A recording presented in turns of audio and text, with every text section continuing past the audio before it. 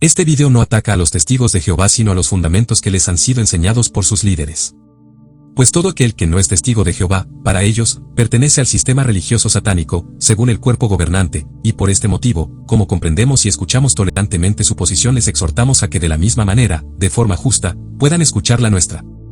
Jesús dijo, escúchenlo todo y retengan lo bueno. Eres libre de escuchar y estar en desacuerdo o no.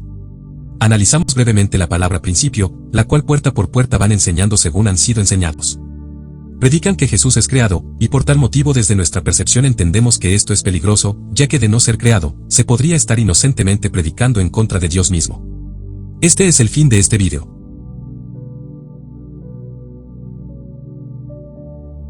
Creo que para predicar que Jesús es creado, sus líderes les han desvirtuado la palabra principio, usando el significado análogo de la misma transformándola en primer ser creado, cuando la palabra jamás dice esto.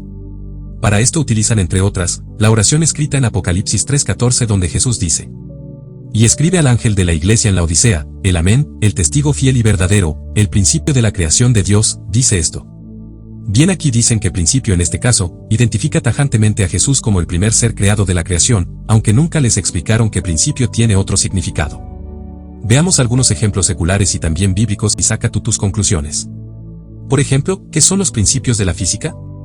Los principios de la física se consideran como las bases sobre las cuales se han construido y siguen construyendo las demás leyes y ecuaciones. Bien, notamos que el principio de la física es la base de las leyes de la misma. Cuando dice que Jesús es el principio, ¿será entonces que Jesús es la base de la creación y no el primer ser creado? ¿Qué dice la Biblia al respecto? La Biblia así lo asegura en Colosenses 1:16 diciendo que Él es la base y fundamento de la misma.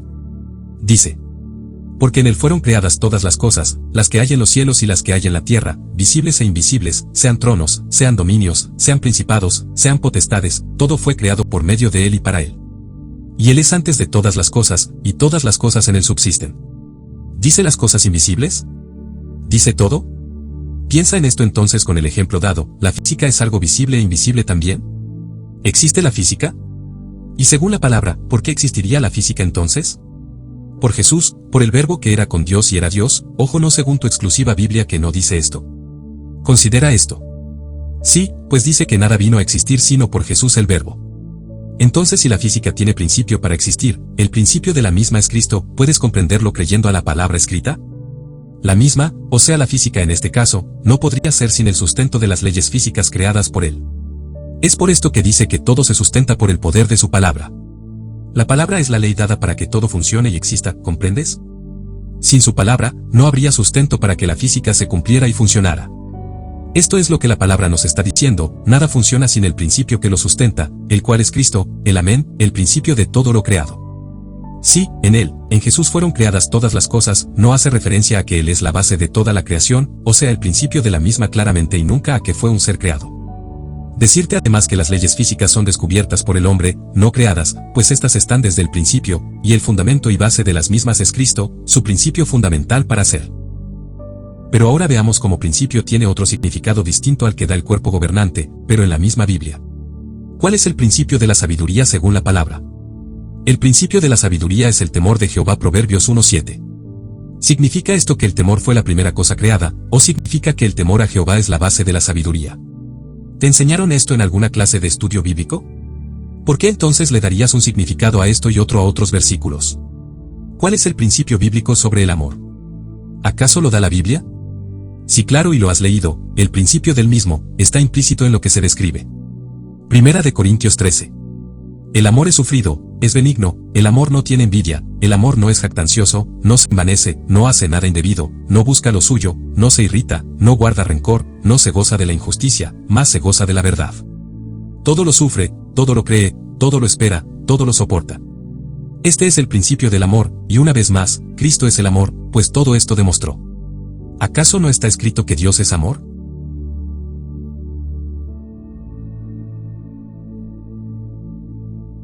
Te dejo un último ejemplo secular. ¿Sabías por ejemplo que la termodinámica tiene 3 principios, 3 leyes? Según tú percibes el significado de principio, ¿cuál de los 3 principios de la termodinámica fue creado primero? Cuidado aquí porque se describen como primer principio, segundo y tercero. ¿Cuál de los 3 entonces crees que vino a existir primero, o será que los 3 existen de igual forma aunque se describan así? ¿Son directamente proporcionales en el tiempo según su descripción? fueron creados o fueron descubiertos. ¿Esto hace que uno sea primero que el otro o es indistinto e igual? ¿Son la base de la termodinámica? Claro que sí, son la naturaleza para que los mismos existan, no al revés.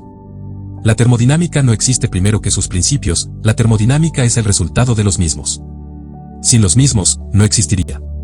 Por lo tanto, la palabra quiere decirnos claramente que la creación no existiría sin su principio, su base, su origen, su fuente, la cual es Jesús. En el principio creó Dios los cielos y la tierra, Génesis 1. ¿Entiendes entonces por qué Colosenses dice que en Jesús fue creado todo? Porque Génesis mismo te lo está diciendo, en el principio, en Jesús fue creado todo, indistintamente del origen, que es lo que significa Génesis. Ahora Juan dice, que en el principio, era el verbo o la palabra. Esto quiere decir, que la palabra es el verbo, la acción, el creador. Juan 1:1 te está diciendo, que en el principio, en el Hijo de Dios, era el verbo, era el crear y Génesis así también lo dice, pues en él, en el principio, creó Dios los cielos y la tierra. En él, por medio de él y para él. Este es el contexto bíblico de punta a punta, y para cerrar el canon bíblico también lo dice en Apocalipsis 3:14, Jesús es el principio de la creación de Dios. Él es su origen y sin él nada de lo que existe vino a existir. Él es el creador de la creación de Dios, nunca el primer ser creado. Si fuera así, lo diría simplemente como lo explica Génesis, por ejemplo, al decirnos que Dios creó al hombre, creó los animales, etc., pero nunca se nos dice que el hombre es el principio de los mamíferos, en donde tienen estas cualidades físicas los animales y los humanos. Por ejemplo, en amamantar a sus crías, dice creó Dios al hombre y punto, sin vueltas. De lo contrario, si dijera que el hombre es el principio de los mamíferos, la Biblia estaría diciendo que el hombre es el origen y la base de los mismos. ¿Ves la diferencia y por qué la palabra usa este término que el cuerpo gobernante cambia? Sé que aún así, estarás en desacuerdo, mirarás hacia otro lado, pero también sé que nunca podrás decir que no escuchaste esto como al menos una opción sobre el tema. Es tu alma la que podría estar en juego, entiende mi punto y mi intención, no debes enfadarte. Si crees que estoy equivocado, desestima esto. Jesús dijo, si no creen que yo soy, morirán en sus pecados. Aquí tienes una mirada sobre este pasaje, como algo normal, pues Jesús está diciendo que creamos que Él es. Tú crees que Él es, yo también, pero aún los demonios creen y tiemblan, entonces, ¿creer que es qué? ¿Qué quiso decir Jesús? ¿Acaso los demonios que creen que Él es, serán salvos o será que el Señor se refiere a nosotros en cuanto a lo que tenemos que creer de Él? ¿Qué sentido tiene creer que Él es? Claro que va más allá de lo que parece. Por ejemplo, Jesús dijo a los religiosos, antes de que Abraham fuera, yo soy. Con respecto al término yo soy, traducción del Nuevo Mundo, siempre diferente, colocará en Juan 8:58 lo siguiente. Jesús les dijo, de verdad les aseguro que, antes de que Abraham naciera, yo ya existía. Justificarán esto de alguna forma y no colocarán yo soy, porque esto apunta a Dios y no a un ser creado. Este yo soy, es más profundo de lo que piensas y ellos lo saben. Es por esto porque los líderes religiosos, opositores a Cristo le crucificaron, entre tantas otras cosas, porque decía yo soy, y esto, de nuevo, se refería a Dios y ellos lo entendían. Piensa, ¿qué sentido de enojo tendría que tú digas yo soy?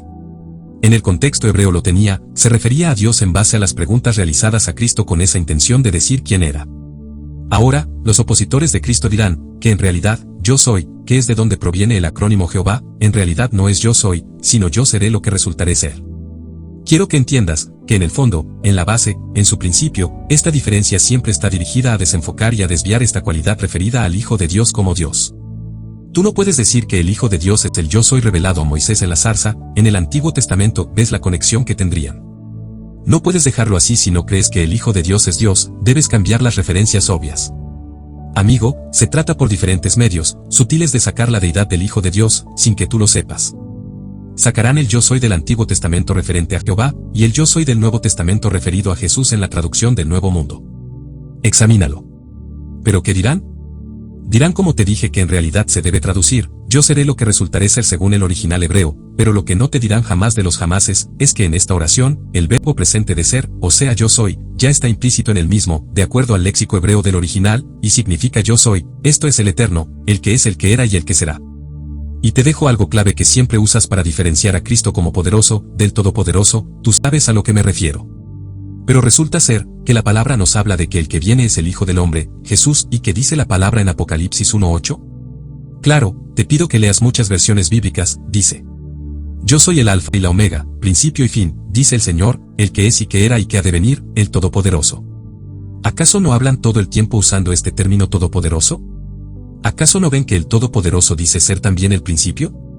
Sí, lo dice, y también el fin. Esto es lo que te estoy diciendo. Es el yo soy, siempre, en el pasado, en el presente y en el fin Él es, y será. Por eso te digo que está implícito el yo soy en el original, esto es eternidad, el eterno y de nuevo, el eterno es el principio, recuérdalo la próxima vez. Pero de nuevo y por si acaso, según la Biblia quien viene, sí claro, Jesús, apelo a tu honestidad en lo profundo y en esto. No se puede tapar el sol con un dedo, no se puede negar esto aunque trate de acomodarse. ¿Quién es el que viene según Apocalipsis 1:8 entonces? El Todopoderoso. Por eso colocarán Jehová en su traducción, en lugar de Señor según el original Kyrios, porque una vez más querrán que no creas que el que viene, el Todopoderoso es el Hijo, aunque por todos lados la Biblia lo diga, aún el mismísimo Jesucristo. Este, es el principio de la creación de Dios, la base de todo, el que te formó en el vientre, el que hizo las estrellas y todo lo que existe. ¿Qué necesidad tendría Dios de usar un ser creado para crear? ¿No sería la gloria para un ser creado y no para Dios? ¿Sería solo Dios el creador o sería Dios y un ser creado los creadores? Tienes que creer que Jesús es el yo soy, el eterno, el verbo con Dios y entender a qué se refiere cuando dice, que es el principio de la creación de Dios. Al menos analízalo tú mismo. Bendiciones.